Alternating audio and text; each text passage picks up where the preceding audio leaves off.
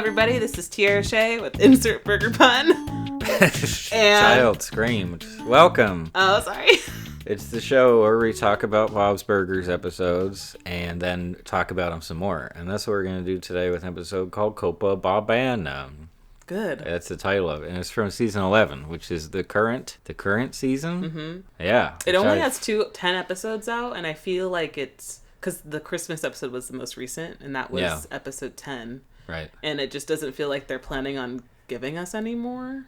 Isn't Christmas mid-season break anyway? Oh, right. Right? That makes For sense. fall TV? Also, they're probably super busy with the movie. The movie that was supposed to come out in July? It's coming out in April. Oh. Mm-hmm. Okay, so sure season 11, 3, episode 3. Episode 3. Copa-Bob-Bana. Yeah. What is the plot? Let's talk about it. The plot. Yeah, there's a business proposition. Do you want me to read it? No. I'm going to read it anyway. We've got it nailed down. The Fischoeders have a business proposition for Bob, mostly Bob.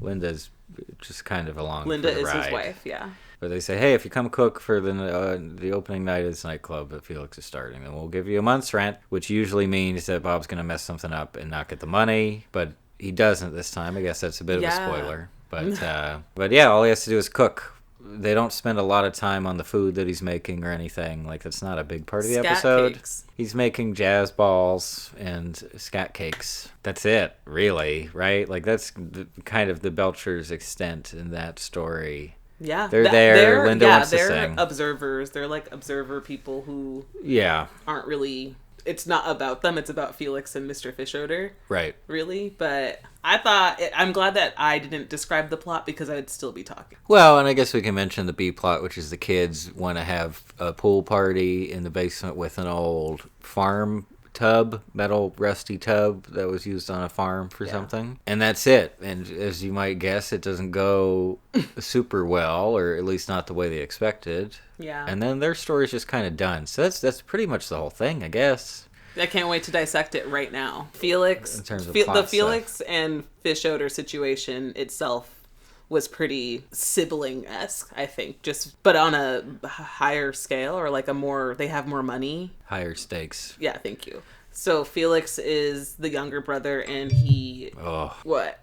Cell phone. Oh. So Felix is doing his jazz club, Jazzaray, which is a great name. What is it? What's the Jazzaray. pun? Jazzaray. But is it a pun for something? I don't think so. Or I don't think so. I assume it's because just it's nice Bob's to say. that it would be like a pun of something, but I can't think of any. Nah, I just think that Jazzaray might just be fun. It makes you want to... Jazzaray. What would you name your jazz club? That's one of my questions. Fancy pants. Is it like a pants? Is it like a pants optional bar, or is it just that would the be name? kind of contradictory, wouldn't it? Fancy or is that a pants. joke, like the fanciest pants is no pants? Mm-hmm. I don't know about that. Well, but you know what else? Now that we've all watched Disney Pixar's Soul, we all know a lot about jazz, don't we? So much about jazz. We know a lot about jazz. That's why this is a good episode to do, because we hear some jazz, which I bet the guy from Jazz would have been in the jazz band. Jazz? Who's or that? from Soul. Would be Jamie Foxx? in the jazz band. That was Yes, it was. The whole movie I was like, whose voice is this? And why is he familiar? And I can't ask because he's probably someone I should know. And he was. But, I'm trying to think of the last jazz club I went to, and it wasn't in L.A. I don't even know where the LA ones are. I think that I went to a jazz club. It was like a double level club, or I actually think it was a tri-level club in LA, where one level was like, EDM-esque, and then the next level was okay, and maybe the third was jazz, or like they were doing swing dancing. Oh, and I'm like, I'm in a completely different place right now. Yeah. Maybe it wasn't jazz. Well, big band is a form of jazz, Live band. I think that counts. And people in long dresses dancing. Long dresses swinging around. I have been to a swing dancing party. That was fun. It was okay. I didn't do it, but, people seem to be having a good time. You didn't do it. But there were some fun jazz clubs in other cities around the country. Well, I've only lived in this city, almost this country. And one of them had the best burger I've ever had in my life. So I guess it's relevant because of Bob's Burgers, right? Not that he gets to make burgers in this episode, so I guess the burger saturation of this episode is pretty low. Yeah, we can only talk about meatballs with toothpicks in them. Yeah, which seems like a bad way to, I don't know. I don't think I'd enjoy that meatball experience. Yeah, because it's only one. And it's not a toothpick. Everything about the situation sounds bad. Yeah, you're at a dingy jazz club, so I don't think you should be complaining. Just dingy jazz, but meatballs don't even fit the jazz club vibe, you know. And what does fit the or the jazz club vibe? It needs to be like slightly upscaled gastropub food. Okay, you know? Speaking of gastropub, hold on. Because watching this episode, like Mickey makes an appearance. We got Mickey back, and he's the bartender that they hire. Right. And watching that, it made me feel like I was watching myself if I were actually a bartender, because a lot of people assume that I've been a bartender in my life or worked in like as like a waitress or something like that, just because I like to talk to people. Oh. And they're like, oh yeah, like you've been a bartender, right? I'm like, no, I have not. And so his like makeshift cocktail where it's just terrible, and then the way he got super excited when he opened the wine bottle, that's how I feel, man. Yeah. I'm glad that that they brought Mickey back for that. That was dope. Anyway, gastro. And just for this episode, we mixed up the Slippy Mickeys that he made, and we have them here, and we're gonna taste test them. Clink, clink, clink, clink, clink, clink, clink, clink. You have a cup. You don't have to make the clink sound with your mouth. Whoops.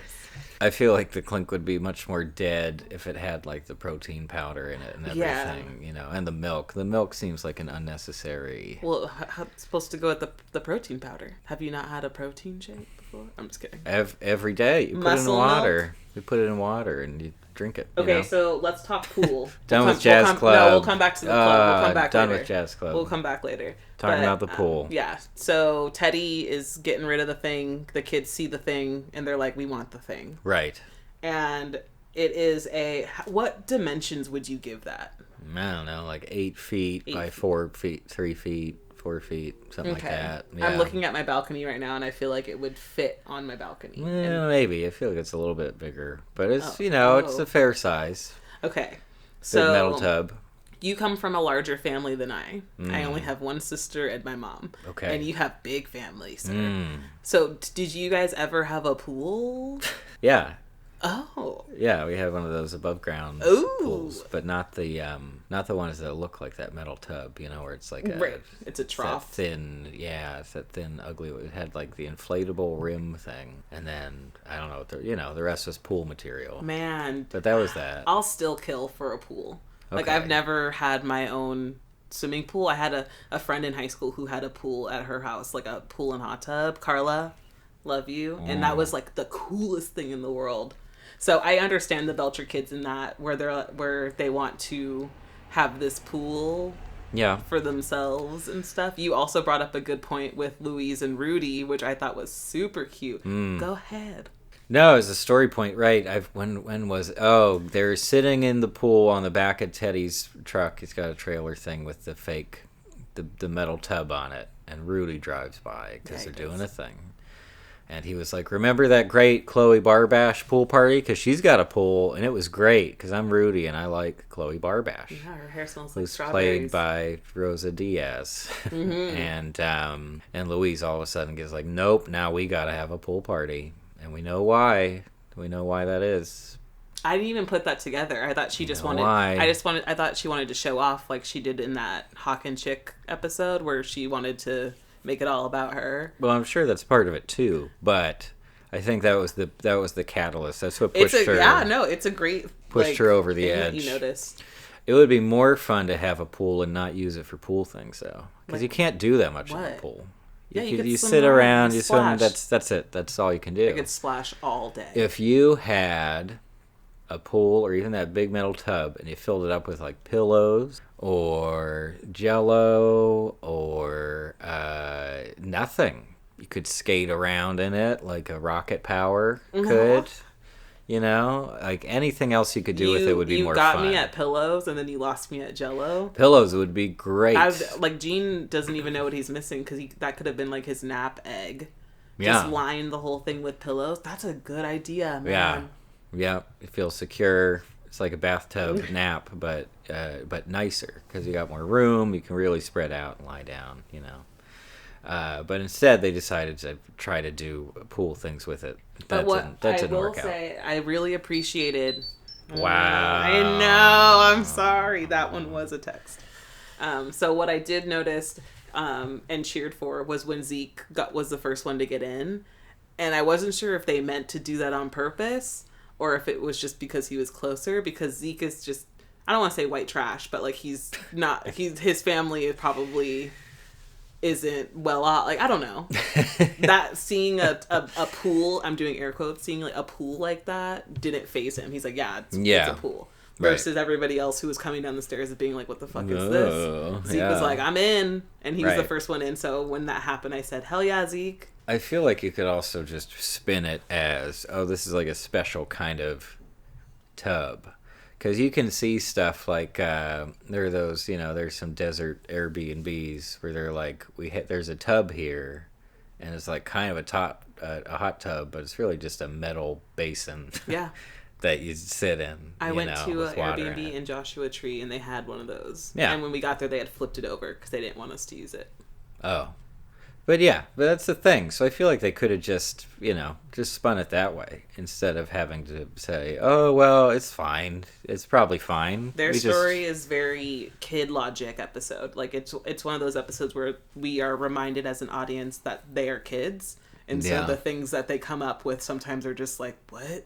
Like, especially, so spoiler alert, the tub, the pool starts to leak, and they're like, oh no, we gotta get this out, and they make like a fireman's, what is that, when they pass the pails? They're bailing water in a chain. Yeah. And Chloe Barbash says, this isn't any fun. And the first thing I noticed, or like what I felt when I saw it, is that I'm like, I would have had so much fun in that bail line, just passing the bucket. You pass the bucket and then you pour it out, you get some more water. You just keep doing that. It's fun. It's teamwork. It's team building. It reminds me of Little Rascals, where they do that, and then by the time they go to throw the water on the fire, there's nothing in there. Oh, idiot kids. Oh, the one with the hair, Alfalfa. Alfalfa is the guy, and he messes up things. Well, it would have been a fun callback. They didn't do it at all. I don't know why. Maybe they don't watch the. Wow. Maybe they don't watch the show as much as we've watched the show.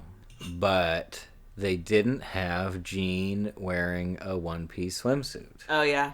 Because we all remember the famous episode, which is called, that one. It's not called Directed Study, Independent Study. It's called something else. Ex Machina? It's not called Nude Beach. What is it called? Boy Watch? Wait, what the episode where they do the independent study and they're going to do synchronized swimming. It's synchronized. It's synchronized swimming. It's not a great title. It's not even a pun. It's from the first season or the second season. Yeah, it's very early on. But yeah, so Gene's like, oh, this is the men's swimsuit. You wear a one-piece thing, and it's great. And they just, I don't know. Why would he even have it different? We've seen him in swimsuits since that episode, so. Also, they've continually missed the opportunity. Then. Yes. It's worse than missing it once. Yeah. That would have been a lot of fun. And We're I guess throwing they you grapefruits, and you just keep striking out. They missed it. I guess a softball is about the size of a grapefruit, right? Yeah, that's why I said it. What kind of fruit, what size of fruit is a racquetball equivalent to? Like a lime? Racquetball. It's not a wiffle ball. No, that's larger. Yeah. Yeah. A racquetball. Yeah. It's like a handball size. Like a slap a handball. Sure. Well, okay. Sure. Not lime. Lime's too small. Really? What about a large lime? And not a sphere. Anyway. Not a lemon? Maybe a lemon. If there's a mix between a lemon and a lime, and it was very dense and perfectly round. I bet you there freaking is. Maybe like some variety of little orange, like maybe some kind of clementine or something would be about racquetball size. Okay, so going back to the club. What's at the club? The club is. What's going on there? Both Linda and Bob are having their dreams come true. Can we? Okay, that's accurate, wouldn't you say? Well. Sort of. Bob is working in a dream kitchen with all the equipment that he could never afford. But obviously. That's it. That's not the rest of the dream. That's one part of the dream. No, I mean... The rest would be making the stuff he really wants to make. And it's fancy and cool. Yeah. It's really just the equipment. He gets to have the fantasy equipment. Right. Which isn't really that nice. Shh. It's nicer than what he has. It just works. Yeah. Yeah. Right. And Linda's gonna sing, but then again, Linda has gotten lots of opportunities to sing, but not at a club, or not at like a nightclub that she knows the owner of. Does she not sing during Christmas robbery episode, the gay underground nightclub at Christmas time episode? She doesn't sing. Oh, what a waste! I mean, she's too busy taking drugs. I guess nobody's singing there. Right? It's just the music. Yeah, there is one song, though, by the drag queen. It was really good. Oh, yeah. I love the song, whatever. So it's like a song. Yeah, it's about like how everybody's different, and that's awesome. And that's super cool. That's what makes everything so dope. Yeah. So, yeah, I mean, yes, it is a dream come true opportunity for both of them. They both get what they want. And then they're just kind of bystanders for the chaos that's going on around them. Because Mr. Fischoeder doesn't believe that Felix will keep up with the club that they got him. Yeah, right. Or that was purchased. And so they're not putting as much effort into it as they should, support-wise. But also, why would he even have to? Why would, like, he can just be the owner. If he hires people to run it. Well, it sounds... I get the feeling that I don't think Felix has full control over his funds. Right. I feel like probably... That's why he shows up in the show at all, is because he ran out of his money. So I think that's... And so I one of the questions I wrote was, whose side are you on, Felix or Mr. Fischoeder's? And on one hand, I understand Felix, like, younger sibling who just feels as though the older sibling doesn't believe in them or think that they are capable of doing something on their own. But then also Felix's side, I bet whatever type of childhood they had or, like, growing up as adults... Felix probably did some off-the-walls things. Like, he literally tried to kill him. Yeah, He was manipulated by Fanny. Because Fanny wanted her own nightclub. Yeah, she wanted her own nightclub. It all ties together. Mm-hmm. It all ties together. This is just Felix going back to that moment, revisiting that idea. And he had his own ideas that he wanted to express in nightclub form, and that's what he arrived at. I mean, that's the thing, is that, like... For as much as Mr. Fischoeder, whose first name is something, Calvin. Yeah, wow, Calvin and Felix. Yeah. For as much as he's not a good person, like, we know that, he's been very consistent about that, right? He's still, regardless of that, he's consistent, and he's still kind of a sane human being. Like, he has his eccentricities, and he does weird stuff with his money and whatever. But Felix, there are always those moments where he just kind of falls apart. Totally. And doesn't act like a person. The part where Linda finds him with the sledgehammer because he wants to do damage to his own club as a way of controlling the situation. Right. And Linda's like, hey, no, I'm going to tell somebody because you shouldn't be holding that sledgehammer. And there was a moment, like just a quick moment where I thought, I'm like, is he going to hit her with that sledgehammer? But instead he just locks her in the closet. But in any different show, that's exactly what would have happened. Just a quick hit to the head with a sledgehammer, then he'd put her in the closet. Okay. That's the proper procedure. Absolutely. For nightclub owners. Yeah. Especially with that response, it's kind of hard to then align yourself with Felix and be like, you know what, he just needs a shot. Of course, he kind of had a shot in the first episode he ever showed up in, with the bathroom, and he didn't really do it. Yeah, didn't really nail it. They still have that bathroom to this day. Well, yeah, because who else, who's going to pay to make it different, right? And you'd have to pull all that stuff out again, and who even did the work? Did Teddy put it together? No, he had Have do it, and he was like, oh, by the way, this contractor is going to be staying here. No, just the DJ stays there. Oh no, yeah. Whoops. Yeah, and whoever he's talking to on the phone was just the supplier of the tile or something. Have was just supplying the tile. So I don't think he would install it, but Sorry, there was a part that I want to know if I'm right or wrong, because I'm on a wrong streak right now. So the part that Teddy is dragging the tub into the kitchen, right? Is he pushing it the wrong way. Oh, like the geography of the... He goes to the right. Yeah, it looks like he's going that way. Yeah. From the restaurant. But then the staircase is the other way. And that bothered me so bad. It's tricky because we don't get a lot of instances where we can clearly map out the geography of that space. Well, the way that the scene goes, it looks like he's pulling the tub towards where that window would be downstairs, like if the staircase was over there. Well, here's what I'll say: when we see the staircase elsewhere in the episode, it's on that side where he was taking the tub. I won't say that that's consistent with other episodes, but I remember because we see Bob standing there and the prep station is here and you can see like lettuce and stuff, and the staircase is right there at the end of that side of the room. Right? I'm gonna play it. So for he you was again. and that is the direction that Teddy was taking the tub in this episode. But I can think of the insurance fraud episode. I feel like they're on the other end to go downstairs. The bathroom is definitely on the other end of the kitchen. I feel like the staircase and the bathroom are on the same side, or like that going that direct. Like the staircase goes into the restaurant down. We need Have. Let's think of it this way. Let's think of it this way. Let's assume that the staircases in the restaurant and the apartment would be directly over each other. In that case, I think the stairs would be on the side we see in this episode. I want to like draw it. Right.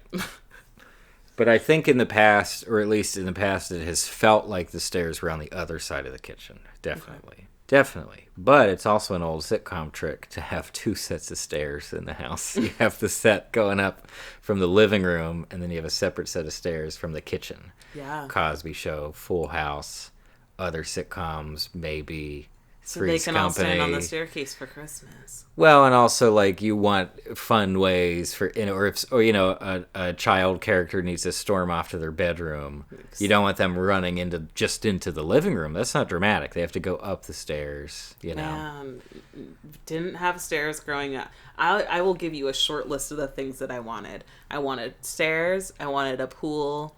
I wanted a backyard, and like my childhood was so great. But I would have loved those things also. Okay. So the fact that you could...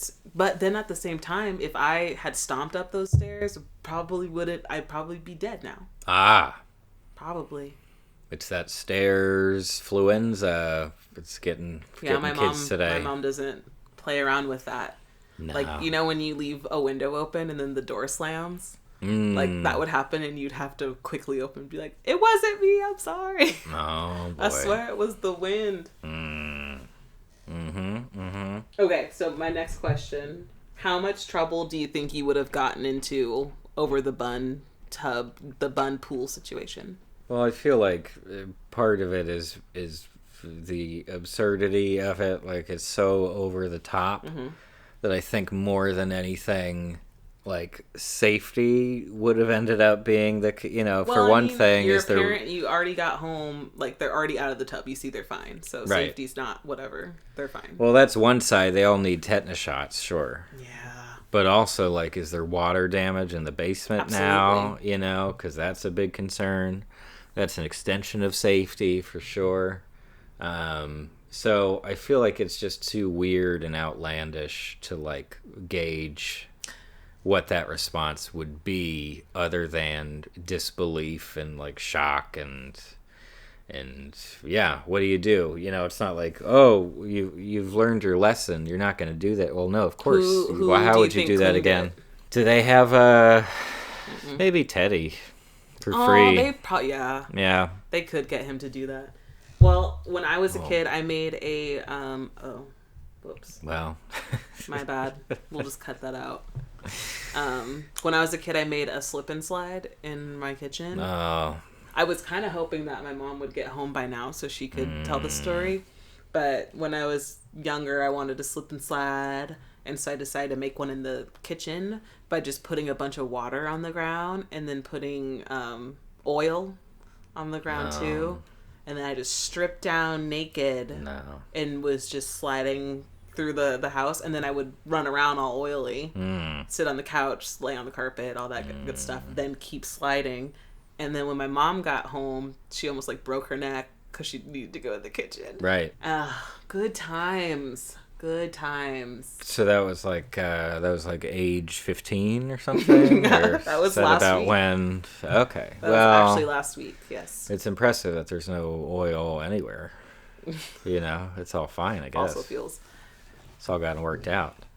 That was so... I got in so much trouble, Mike. I got into so much trouble. Still grounded. I'm still grounded. To this day. Yeah, that's a real problem. Mm-hmm. I feel like the last thing I can think of is we could talk about Jen real fast. Because that was a character that... Jen. What?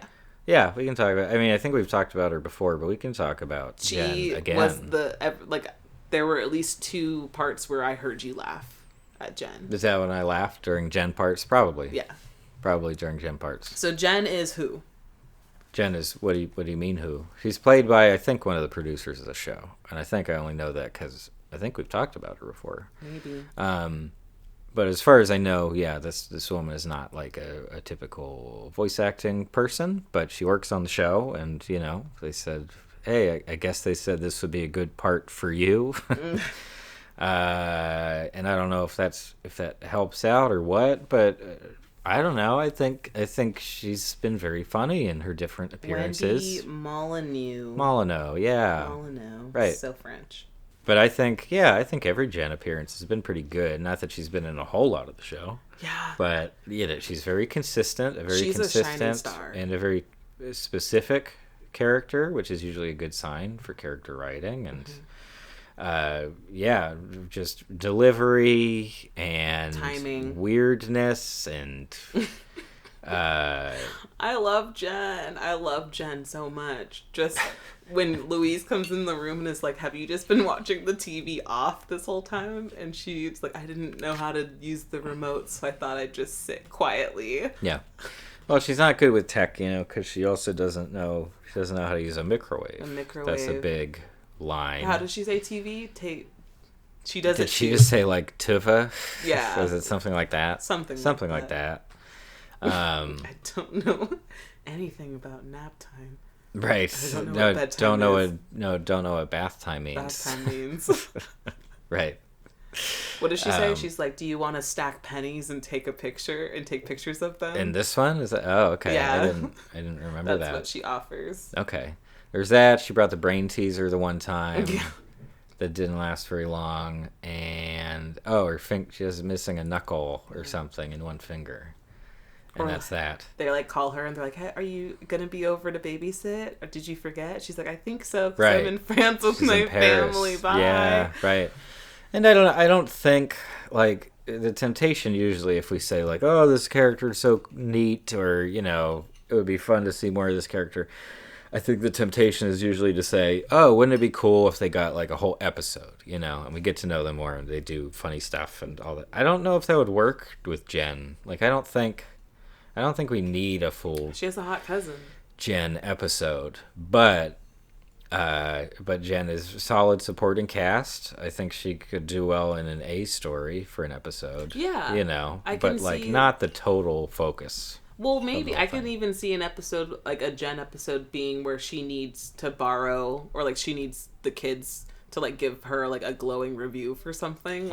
Oh, see, I am a really good babysitter. These kids can say that.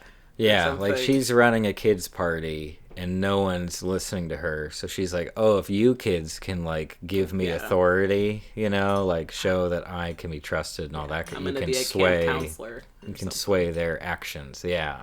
I could see that. I also want a Lenny DeStefano episode, I'll say. Yeah. Yeah. What is this kid up to? Well, it's something you wouldn't expect, Who are his parents? I bet he's a bubble artist. Sure. He's got one of those giant bubble things. He's the bubble man. Bubble wick things, and he just really goes ham. He does that to usually Bob's uses 80s music, 80s pop kind of stuff. Or it could be I don't know, swing dance. We could be talking about big band and swing. That's called a callback, everybody. Kind of. I think they have to be funny. Hey, I'm laughing internally. Are you? You laughed. Are you laughing? Because the one tiny bit of characterization of Lenny we do get is that he's not like a total asshole, you know, like he's very popular, but he's still, I guess, kind of nice. So that immediately makes him kind of like, you know, we're stepping outside the popular kid archetype for TV shows and stuff. So he could be anything, you know, he could be something else. He could be more relaxed or specific or weird. As long as the kids at school think he's the cool guy. I mean, he is the cool guy. He's Lenny DiStefano, which is a great name. In his off time, he could do anything, you know? He could be anyone. My last question. Well, my second to last question. What do you think that Bob missed an opportunity to blackmail Mr. Fischoeder into giving him the kitchen equipment? So there's the part where Bob overhears the plan, the whole, you know. Right. And Bob's like, oh no, you shouldn't do that to your brother. And they're like, you can't tell him. Yeah. I mean, not to be a person who is trying to, you know, get ahead, but I think that would have been a ample opportunity. And I think Mr. Fischoeder would have respected it too, to the point where he would have done it. Where if Bob said, backstory, they said that they were planning on selling the club and including the kitchen equipment, and Bob was like, what, you're gonna get rid of the kitchen equipment like that? Right. So back to now, he had an opportunity to be like, hey, Mr. Fischoeder, I won't say anything if you throw in all of that equipment for me, and I'll figure out what to do with it. Right. Well, my mind went there so fast. Two things, because on the one hand, we talk about Bob kind of, or the Belcher family in general, kind of blowing big opportunities. Oh, they truly do. And losing a lot of money, and it often has to deal with Mr. Fischoeder. But that specifically reminds me of, I mean, there's, I forget what it is. It's one of the Simpsons episodes with a teddy bear. Yeah. And Mr. Burns wants this teddy bear from his childhood, right? It's his Rosebud thing. And at one point in negotiations, Homer's like, oh, we need like $50 million and one of the Hawaiian Islands. And Mr. Burns is like, oh, yeah, for sure. Like, no problem. But then, of course, they blow it. So in terms of missed opportunities, like the stakes tend to be higher elsewhere. Right. So there's that side of it. But also, I wasn't thinking of blackmail the whole time when he's like, oh, I'm going to miss this equipment. All I thought of was that he would just steal the oven, at least, because we've even had an episode where Bob kind of helped a guy steal a grill out of a restaurant. Except in those circumstances. But in those circumstances, like, there was sort of a weird moral qualm, right? And he's like, I don't think this is right because you don't technically own it anymore. But this time around, like, who cares? Why he could have just taken it, no one would have blinked. And they wouldn't have even cared. No, of course not. Right. Yeah. So yeah, he could have just taken it. He could have called Teddy and be like, hey, bring your truck. Mm-hmm. We're gonna, if you have a dolly, we'll get the thing out of the restaurant and it'll be fine. Get it up one set of stairs and you're done. You have, one that, although the tricky thing is, and on that fancy oven, the griddle is only that little tiny middle part, right? That little middle strip. That wouldn't work very well for Bob's Burgers, would it? Because he needs all griddle. He can't just use burners. Hey, you know what I mean? Whoa. So, like, it would be nice to have. Evenly. It would have been nice to have in, like, their kitchen, the home kitchen. And he could have. Yeah, that also would have worked out A-okay. Teddy would have done it. Nothing happened. Man, they had it. Yeah, right. So it's disappointing, but I'm not surprised. I'm not surprised that the opportunity was missed, So, if you had to be okay, so I have this question and then my last question, and then we're done. My next question is, and I think I'm going to ask this every single time. If you had to, you can't say, oh, I don't want to be. If you had to be anyone in that episode in particular, who would you want to be? In this episode? In this particular episode. That we just watched. Yeah, that we just watched. There was a lady in the crowd when Mr. Fischoeder is doing he's doing a solo duet. To what song? Right, to the Banana Song, whatever it's called. You know what it's called. And I remember they talk about bananas, but it's not Banana Phone. They do Banana Phone. And it's not We Have No Bananas Today, which is a different Banana Song from the 40s or something, right? Is when that was on. But but anyway, Mr. Fischoeder's doing the duet by himself. and everyone in the crowd is like loving it. They all have like a slight smile. And there's some lady with long hair in the audience, and she might be at a table by herself. I don't really remember accurately. And I just thought, you know what? That's great. She's not only... Think of the night she had, right? She said, okay, I heard about this nightclub opening. I'm going to go. I'm going to show up. I'm going to wear some fancy clothes. She goes, has some nice food, right? Mm-hmm. Mr. Fischoeder does bad comedy for a while. A guy runs out with a sledgehammer. Oh, yeah. After another guy does his solo duet on stage with nothing else going on. Like, the drinks are bad, everything's bad or mediocre. And then she gets to go home and tell all of her friends, well... Or maybe depending, just no one. Yeah. About this, she's got these great stories now. Her journal. You know, she had a really rich evening... Much more so than any of our normal cast of characters, because the Belchers have all kinds of stories. They don't, this is nothing all that special. It's not that weird for them. I know. How funny is it that all three of those kids are gonna not really remember any of the things that are happening to them right now? Yeah. They're gonna be in their late 20s being like, wait a minute, therapy. Get some. So, yeah. So but she seemed great, and I wanted to learn more about her. She was probably club goer like number 12 or something. Oh, whoa. Realistically. You're acting like there were so many people at that opening. There were definitely at least 12. Do you think we could count? Do you think or do you think Mr. Fischoeder paid any of them to be there? Do you think anybody was paid to show up to the opening to make Felix feel better? Well, he was specifically talking about how they weren't paying anybody. Although they technically paid Bob, even though they talked about, like, we don't have to pay anybody because of technicalities. Bob is different because he's main cast. But Mickey got paid. I'm assuming they weren't paying the carnies who showed up to work. And I'm going to say that it would have hurt the image, of the opening night if they were just, like, paying people to show up. Because then those people might talk. If the carnies say, we're not getting paid that much, who cares? We're here to have a nice time, is fine. But you can't be saying to the other guests, like, I'm just here because I got, I'm just a plant, essentially. I don't think that would have boded well for the nightclub opening.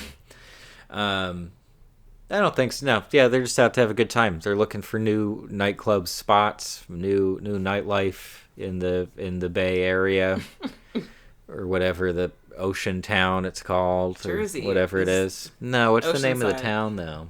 Oceanside.